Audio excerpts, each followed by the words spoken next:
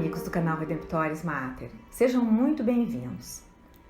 Em nossa série A Aventura do Antigo Testamento, estamos procurando ler a Escritura como a narrativa do plano de Deus, percorrendo uma cronologia que, em pinceladas, vai contando a história bíblica desde o seu início.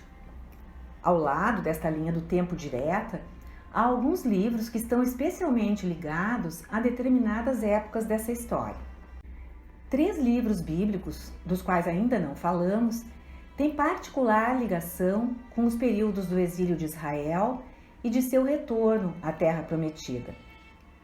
São eles Tobias, Judite e Esther. Hoje vamos nos deter no livro escrito por Tobit, conhecido como Livro de Tobias. Narra a história de uma família de israelitas do norte, da tribo de Neftali, que vive entre pagãos, em Nínive, no exílio, tendo se mantido fiel à aliança de Deus com Davi, continuando a confiar plenamente em Deus, apesar das dificuldades que enfrenta. Assim como em Esdras e Neemias, dos quais já falamos em outros episódios, se transmite a perspectiva de fé do povo do Reino do Sul, quando está no exílio, e também após o seu retorno da Babilônia, o livro de Tobias passa essa perspectiva do ponto de vista do Reino do Norte. A vida de Tobit é marcada por atos de caridade para com os companheiros israelitas. Ele alimenta os famintos, veste os nus, enterra os mortos, sendo um exemplo ideal de como um israelita fiel deveria se comportar. Em determinado ano, na festa de Pentecostes, ele interrompe a sua participação para enterrar um judeu que fora assassinado. E como o contato com um cadáver, segundo a legislação, tornava a pessoa impura, Tobit resolve dormir fora de casa para não contaminar seus familiares. Ao acordar, ele descobre que lhe caíram nos olhos excrementos de pássaros. Há uma infecção e ele perde a visão. Com isso, ele já não pode trabalhar e sua mulher, Ana, passa a ser o arrimo da família. Mas ela começa a escarnecer de Tobit até o ponto em que ele reza pela morte. Em paralelo, Sara, prima de Tobit, que vive na Média, é oprimida por um demônio conhecido como Asmodeu e morrem seus 7 esposos antes de consumar o casamento. Ela sofre o deboche das empregadas da família que ridicularizam a sua virgindade. Essas mortes são uma vergonha também para seus pais. E Sara quer morrer. Tobit e Sara fazem sua oração mais ou menos ao mesmo tempo. Então sobrevém uma descrição das mais memoráveis da providência divina no Antigo Testamento. As preces dos dois chegam aos céus e Deus envia o anjo Rafael, cujo nome significa Deus cura, para curar a ambos, livrando Tobit da cegueira e dando Sara em casamento a Tobias, filho de Tobit. O escritor sagrado descreve como Rafael ouvia as preces de Sara e estava presente quando Tobit enterrava os mortos. O anjo conta como levava esses fatos a Deus. Isso bem mostra a crença entre os judeus da intercessão, com os anjos não só trazendo mensagens do céu, mas também levando-as dos homens a Deus. Tobit envia o filho à Média para trazer a fortuna da família que ficara com um primo, pois pensa que está prestes a morrer. Ele faz até seu testamento a Tobias, como os patriarcas costumavam fazer, dizendo ao filho que evitasse o pecado e seguisse os mandamentos de Deus, com as seguintes exortações: Tobias deve enterrar os mortos, honrar sua mãe, dar esmolas, evitar transgressões sexuais, pagar salários justos, abster-se da embriaguez, buscar a sabedoria e rezar constantemente. A esmola é exaltada por sua capacidade de expiar os pecados e salvar da morte, como uma espécie de oferta sacrificial a Deus. E Tobit reafirma ao filho que aquilo de que ele não goste, não faça aos outros. uma das versões mais antigas daquela que é conhecida hoje como a Regra de Ouro. Esse livro sublinha muito as boas obras, especialmente as obras de misericórdia corporais. Lembremos que a família de Tobit estava afastada da vida litúrgica, porque não podia ir ao templo em Jerusalém, estando no exílio. E o livro apresenta essa forma de viver como capaz de acumular tesouros no céu e expiar os pecados para aqueles que não podem participar do culto normal. Tobias encontra o anjo Rafael, que se apresenta como um primo da família chamado Azarias, a quem Tobit comete a tarefa de levar o filho à Média, são e salvo, protegendo-o dos perigos e riscos das viagens daqueles tempos. Assim, o livro está revelando essa missão dos anjos em nosso favor. Chegando ao destino, Tobias conhece Sara e pede a Raguel, pai dela, para se casarem. Raguel consente, mas avisa Tobias do que acontecera com os outros 7 maridos de Sara. O enlace entre os dois é uma das mais antigas descrições de uma cerimônia de casamento que se conhece entre os judeus, como uma aliança vinculativa entre os esposos. Após a ceia, antes de consumar o matrimônio, enquanto Raguel já vai cavar uma sepultura para o novo genro, Tobias, no quarto do casal, faz uma espécie de exorcismo, queimando o coração e o fígado de um peixe com o qual ele lutara no rio Tibre, na vinda à Média, e usando a fumaça para afastar o demônio. Depois, reza com Sara a Deus, invocando o primeiro casamento de Adão e Eva, e eles vão dormir. A felicidade da família é imensa quando no dia seguinte vê que ambos estão vivos e é dada uma festa enorme.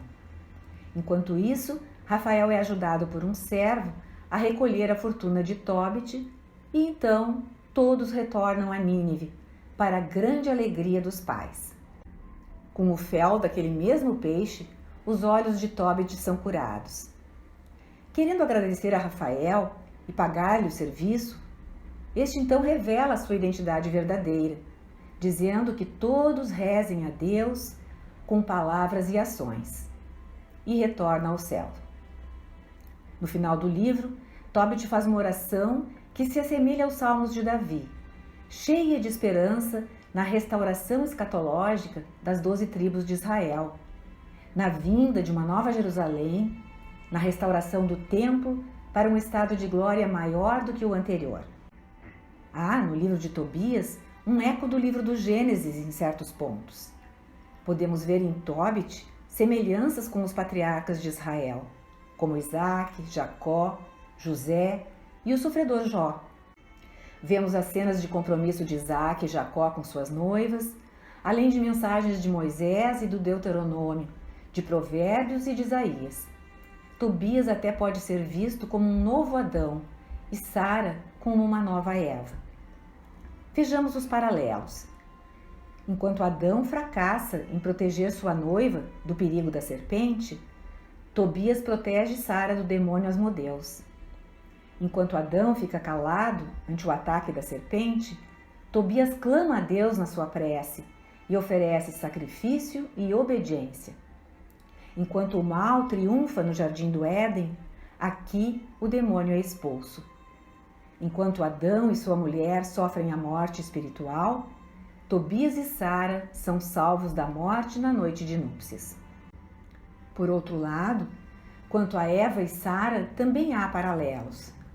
Eva é atacada pela serpente após o casamento com Adão e Sara é atacada na noite de núpcias, também após o compromisso. Eva fala com o demônio e atrai Adão para o pecado, enquanto Sara fica em silêncio em face do demônio e segue a orientação do marido na oração que ele faz. Eva peca e entra a morte no mundo, que ela vai sofrer mais adiante. Sara reza e é livrada da morte social da vergonha que sofria.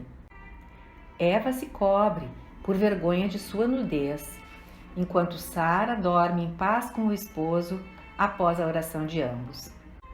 O casamento de Adão e Eva leva ao funeral.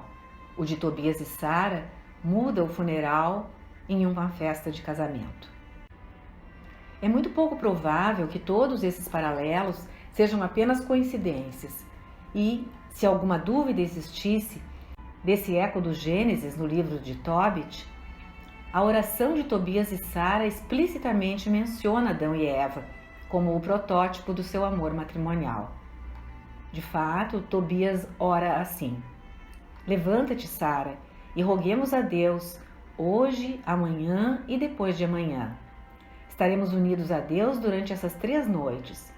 Depois da 3ª noite, consumaremos nossa união, porque somos filhos dos santos patriarcas e não nos devemos casar como os pagãos que não conhecem a Deus. Levantaram-se, pois, ambos e oraram juntos fervorosamente para que lhes fosse conservada a vida. E Tobias disse: Senhor Deus de nossos pais, bendigam-vos os céus, a terra, o mar, as fontes e os rios, com todas as criaturas que neles existem. Vós fizestes Adão do limo da terra e destes-lhe Eva por companheira. Ora, vós sabeis, ó Senhor, que não é para satisfazer a minha paixão que recebo a minha prima como esposa, mas unicamente com o desejo de suscitar uma posteridade pela qual o vosso nome seja eternamente bendito. E Sara acrescentou: Tende piedade de nós, Senhor, tende piedade de nós, e fazei que cheguemos juntos a uma ditosa velhice. Portanto, podemos ver que o escritor sagrado via em Tobias e Sara uma recapitulação da prova primordial de Adão e Eva, prova em que estes falharam e aqueles venceram. Ao mesmo tempo, Tobias também pode ser visto como uma figura de Jesus Cristo, como o entenderam os padres da Igreja, a exemplo de São Beda, o Venerável. Vemos o exorcismo que Tobias faz, assim como Jesus expulsará demônios.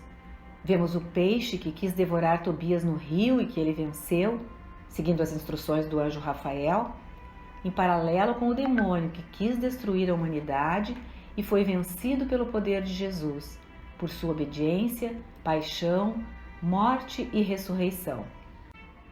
Finalmente, o Papa João Paulo II, que dedicou várias audiências gerais ao livro de Tobias, sublinhou o amor de Tobias e Sara como uma imagem poderosa do amor sacrificial.